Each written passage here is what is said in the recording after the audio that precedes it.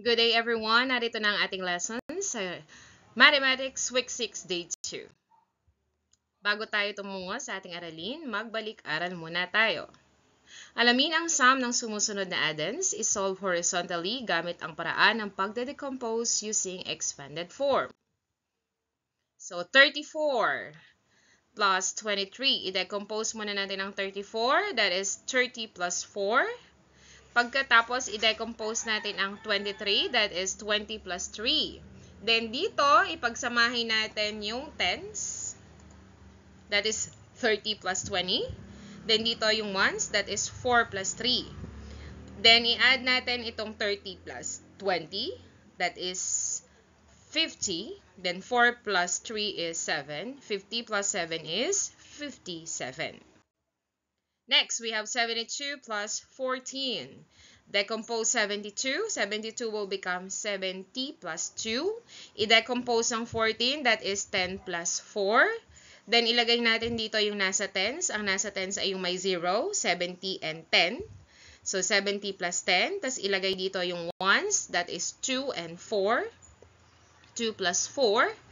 Let's add 70 plus 10. 7 plus 1 is 8. Then, lagay natin ang 0. That is 80. Then, 2 plus 4 is 6. 80 plus 6, 86. Next, 45 plus 31. 45, i-decompose natin, magiging 40 plus 5.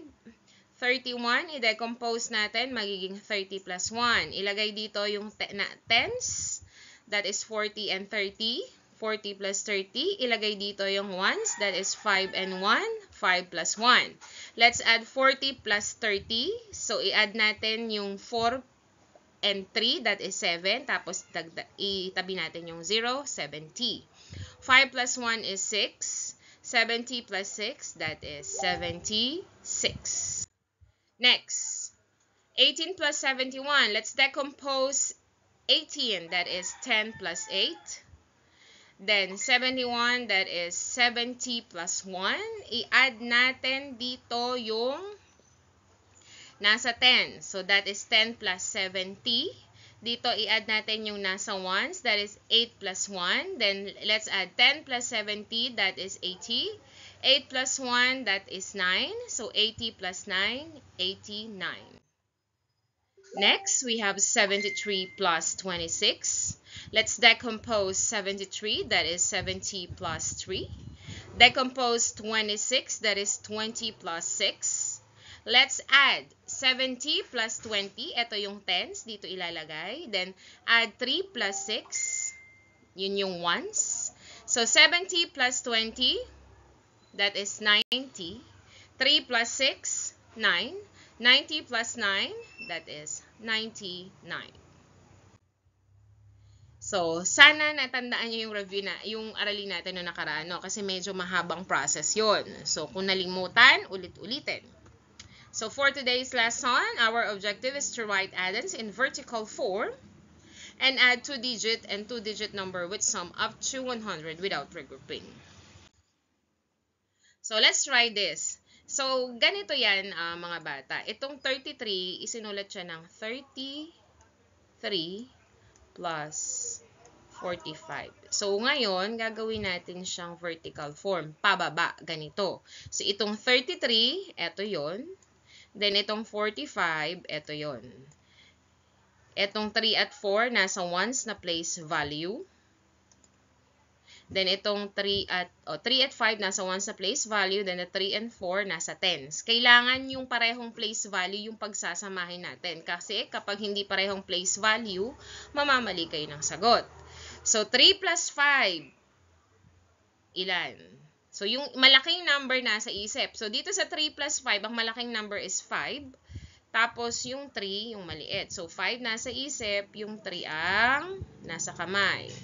So, 5, okay, 5, 6, 7, 8. So, the answer here is 8. Then, 4 plus 3. 4 nasa isip. Then, yung 3 nasa kamay.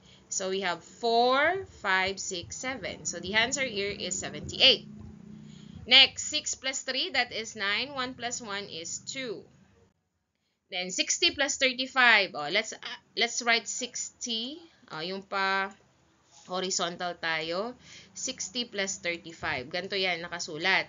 Tapos, pag inilipat natin siya ng pababa, ganito na yan, 60 plus 35. I-add natin yung parehong nasa 1. 0 plus 5 is 5. 6 plus 3, 6, 7, 8, 9. So, the answer is 9. Then, next we have 23 plus 45.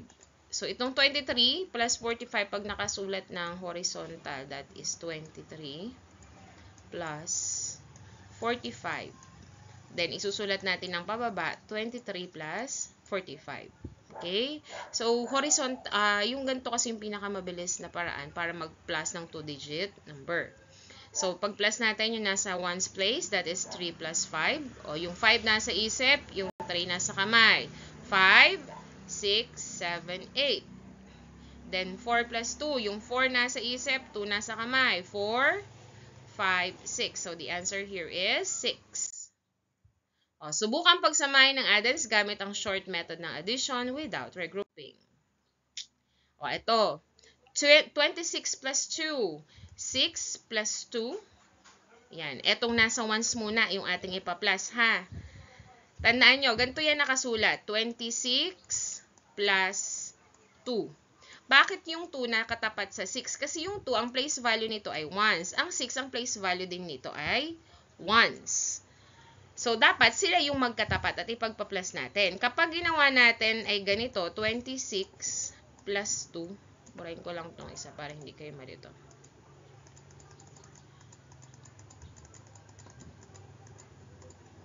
Yan. Kapag ang ginawa nyong pagsulat ay ganito, nilagay nyo yung plus dito sa tapat ng 2, mamamali kayo ng sagot. O, tingnan natin. 6 plus 2, 1, 2, 3, 4, 5, 6, 7, 8. O, the answer here is 8. Tapos yung 2, wala siyang katapat. Kaya ibababa nyo na lang yan. Kukopyahin nyo lang, 28. Ngayon, kapag ganito ang ginawa natin, yung 2 ay nandito, natabunan na siya. So, 6 ibababa natin, tapos 2 plus 2 is 4. Diba magkaiba ang sagot?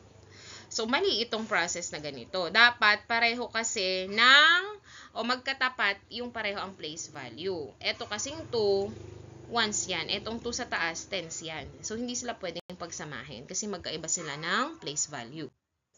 35 plus 2. So, ito yung magkapareho ang place value, 5 and 2, kaya sila yung magkatapat. Yan yung ipagsasamahin natin.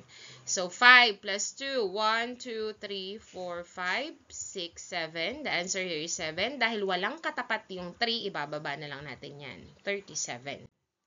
O, next, 44 plus 13. Ipa-plus natin tong 4 and 3. 1, 2, 3, 4, 5, 6, 7. The answer is 7. Then, 4 plus 1 is 5. Next, we have 26 plus 32. 6 plus 2 muna. 1, 2, 3, 4, 5, 6, 7, 8. The answer here is 8. Then 2 plus 3. 2 plus 3 is 5. Next, we have 37 plus 33. So, 7 plus 2. 1, 2, 3, 4, 5, 6, 7, 8, 9. The answer is 9. And 3 plus 3 is 6. Next, we have 32 plus 43. 2 plus 3 is 8. 3 plus 4 is 7. So, eto, sagutan natin tong isa since hindi natin magagawa tong groupings because we are online. So, let's just answer this one. Okay, so eto na. 15 plus 23. So, 5 plus 8. 5 nasa isip. 5. 6, 7, 8. So, the answer here is 8. Then, 1 plus 2 is 3. The answer is 38. Then, 10 plus 6, 36. So, 0 plus 6 is 6. 3 plus 1 is 4. The answer is 46. Next, number 3, we have 24 plus 11. 4 plus 1 is 5. 2 plus 1 is 3. The answer is 35. Number 4, we have 71 plus 8. 8 plus 1 is 9. 7 plus 1 is 8. The answer is 89. Then we have 30 plus 59. 0 plus 9. 3 plus 5. That is 8. Okay. So the answer here is 89 as well. Then we have 42 plus 36. 2 plus 6 is equals to 8. 4 plus 3 is equals to 7. The answer is 78. Next, we have 14 plus 82. 4 plus 2 is 6. 1 plus 8 is 9. The answer is 96. Next, we have 51 plus 25. 1 plus 5 is 6. 5 plus 2 is 7. So the answer here is 76. Next, we have 35 plus 33. 5 plus 3 is 8. 3 plus 3 is 6. The answer is 68. Next, we have 28 plus 61. 8 plus 1 is 9. 2 plus 6 is 8. So the answer is 89. Then we have 46 plus 23. 6 plus 3 is 9. 4 plus 2 is 6. The answer is 69. And the last one, 61 plus 38. 8 plus 1 is 9. 6 plus 3 is 9. So the answer is 99. Remember, sa pagsasama ng 2-digit number, uunahing pagsamahin yung nasa ones. Hindi pwedeng nasa tens, ha? Sanayin natin na nasa ones yung una nating pinagpa-plus, hindi yung nasa tens. Kasi kapag may regrouping na at inuna nyo yung tens, mali na yung magiging sagot nyo. Okay? So, ihanay ito pababa upang mabilis makuha ang sagot o Sam. Now, so you can post this video para masagutan nyo to. Then, pa-check nyo sa inyong parents kung tama ba ang inyong sagot. Isusulat nyo tong 33 plus 44 dito sa box. Kung dahil wala naman kayong box, pwede nyo siyang isulat na lang ng paganito. 33 plus 44. O yan, pababa ha. Tapos i-add nyo siya. Okay? So, then ask your parents to check your answer. So that would be all. Thank you for listening. Bye.